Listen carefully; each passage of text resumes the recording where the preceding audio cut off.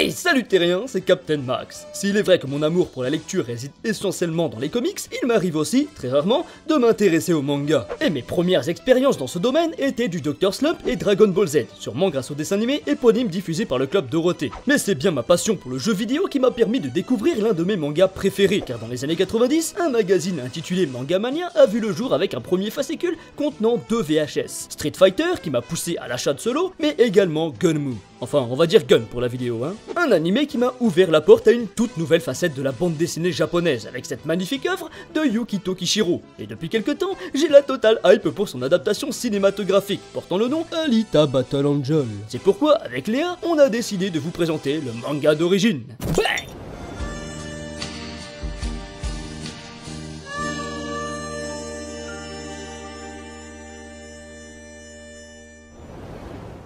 Depuis 1990, Yukito Kishiro n'a quasiment pas lâché sa poupée métallique du nom de Gali. Mais malheureusement pour lui, l'auteur est passé par bon nombre de péripéties avant de pouvoir publier son œuvre. Si Gun est désormais un classique, voire un incontournable du manga, il a dû se battre pour ses idées. Il a été considérablement restreint par ses difficultés à dessiner des personnages masculins, mais pas seulement. Kishiro voulait aussi créer de la science-fiction. Mais problème, les éditeurs avaient déjà une série qui fonctionnait dans ce domaine, Pat Labor. Nous sommes dans les années 80 et les refus s'accumulent. Soit l'idée est mauvaise, soit l'œuvre proposée est trop orientée SF, tandis que la place pour ce genre était prise. Le talent de Yukito est remarqué grâce à son histoire Rainmaker par un certain monsieur Tomita. Alors que l'auteur avait réalisé 70 pages, l'éditeur lui en confia 100 dans son magazine Beers Club, l'un des magazines qui donnait le plus de liberté aux créateurs afin qu'ils les remplissent de Rainmaker. Finalement, après 300 pages écrites et 2 ans de travail acharné, l'éditeur se montre insatisfait et Rainmaker ne paraît pas. Yukito Kishiro a alors l'impression de stagner dans son métier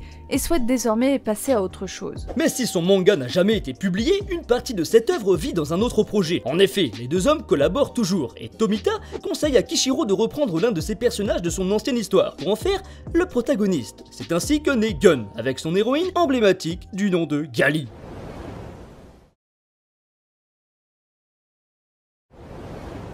L'univers de Gun est un puissant mélange entre 3 genres majeurs de la SF. Le cyberpunk, le post-apo et la dystopie. C'est également l'un des titres les plus trash et cruels parus en français. S'il possède un statut culte chez nous, ce n'est pas uniquement parce que Gun est l'un des premiers mangas publiés en France. Non, c'est aussi et surtout pour le talent immense de son créateur et la qualité hors norme de cette œuvre. Dans cet univers, Gali et les autres protagonistes de l'histoire vivent à Kuzutetsu, une ville cyberpunk que l'on surnomme la Décharge, tout simplement car telle est sa fonction pour la mégapole qui flotte juste au-dessus, Zalem. C'est une cité idéale, utopique, qui semble être un vrai rêve pour l'ensemble des habitants. Cependant, on ne sait rien de cette ville élitiste, si ce n'est qu'elle est inatteignable pour ceux qui viennent d'en bas. Et même aujourd'hui, lorsque l'on relit le manga, on s'aperçoit rapidement qu'il n'a pas pris une ride, il est profondément actuel. La dystopie et le steampunk fonctionnent toujours autant auprès du public, ce n'est pas prêt de s'arrêter. Et en plus de faire une surprenante parallèle avec notre réalité, Gun rappelle certains vestiges du passé, comme l'influence des arts martiaux et un certain patrimoine culturel et artistique issu du Japon. Mais c'est aussi et surtout dans la représentation de la société que l'œuvre s'ancre dans une réalité plus ou moins exagérée. La Décharge est plongée dans une violence constante, où règne la loi du plus fort. Des chasseurs de primes, nommés les Hunter Warriors, font alors la justice, en tuant les criminels recherchés. Le principe du pain et des jeux est appliqué aux habitants de Kuzutetsu, avec un sport ultra brutal appelé Motorballs, dans le but de les empêcher de rejoindre clandestinement Zalem. Le détournement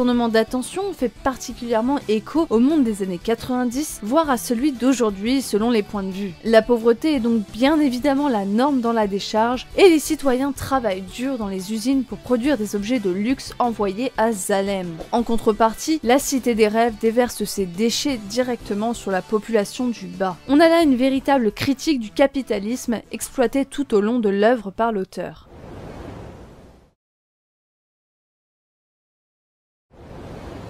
Gali est la protagoniste de notre histoire. Jeune fille cyborg à l'apparence innocente, elle est en vérité une véritable guerrière. Chasseuse de primes, elle cherche avant tout un sens à sa vie, parfois égoïste et imbue d'elle-même, d'autres fois altruiste et à la recherche de soi. La quête de l'humanité est l'essence même du manga et poursuivra Gali tout au long de son périple. Ido est le médecin qui a sauvé Gali de la Décharge et qui l'a remise sur pied. Il est un peu comme un père pour elle, s'en occupe comme tel. Il l'aime profondément et souhaite la protéger. Tout comme notre protagoniste, c'est un Hunter Warrior qui passe son temps à échanger des primes pour récupérer récupérer des pièces robotiques afin de réparer les habitants dans le besoin. Hugo.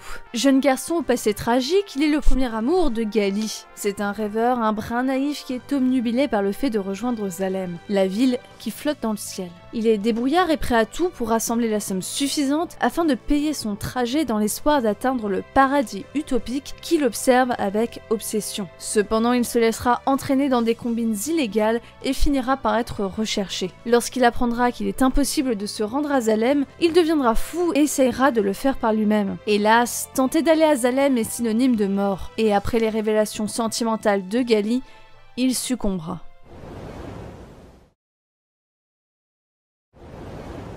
Alita Battle Angel est réalisé par Robert Rodriguez et scénarisé par James Cameron. Après avoir acheté les droits de la licence en 2000, James Cameron décide de laisser passer les années afin d'avoir la technologie nécessaire pour produire un film aussi grandiose que le manga. Résultat, le long métrage est finalement prévu en février 2019.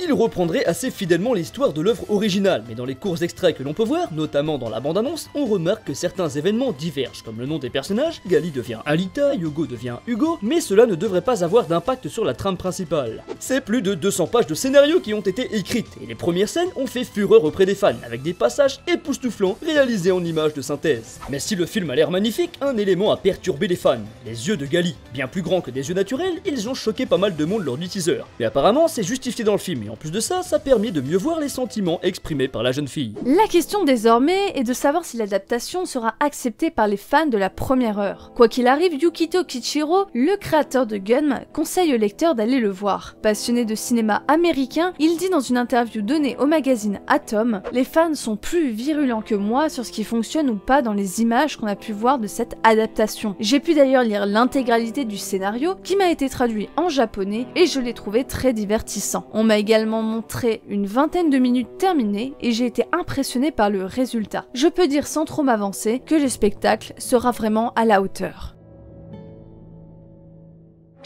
Eh bien voilà, j'espère que cette petite vidéo de présentation vous aura plu. Si c'est le cas, n'hésitez pas à nous le faire savoir, comme ça je reviendrai de temps en temps sur des œuvres japonaises que j'ai appréciées. Un grand merci à toi Léa pour ton aide dans la réalisation de cette vidéo. Je t'en prie, merci à toi pour l'invitation. N'hésitez pas à faire un tour sur sa chaîne pour découvrir son travail. Merci encore et à très bientôt, Terrien.